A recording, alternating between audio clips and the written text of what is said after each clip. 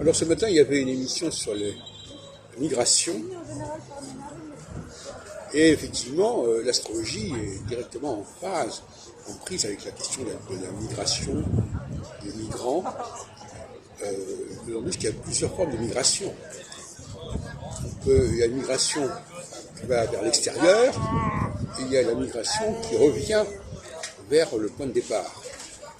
Cette migration, c'est un aller-retour. Et beaucoup de gens sont comme ça. Donc sur le plan sémantique, c'est intéressant. Parce qu'il y a les préfixes « d » et « re ». Le « re », le préfixe « re », c'est l'idée de retour, de repartir vers le point d'origine. Et le « d », c'est l'idée de s'en aller, de prendre de la distance par rapport à ce point d'origine. Alors il est clair que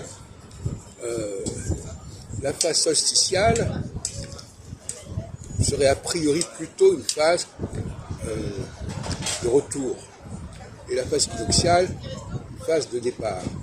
Il faut bien comprendre que la phase de départ, c'est une phase de départ vers un groupe auquel on appartient, mais qui n'est pas un groupe national, mais qui est plutôt un groupe racial, si on peut dire.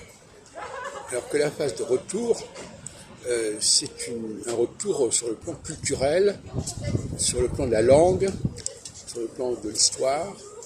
C'est pas la même démarche. En tout état de cause, l'astrologie doit faire la part de ces différents types de migrations, qu'elle ne saurait placer sur le même plan, puisque ces migrations vont en sens inverse.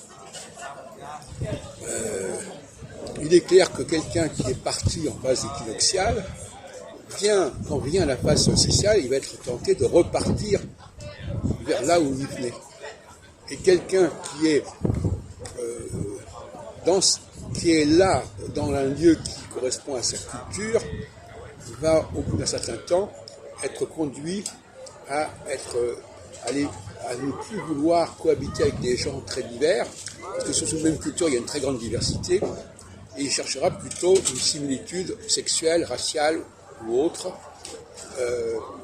qui lui paraîtront plus acceptables. Donc, il faut gérer ces deux problématiques.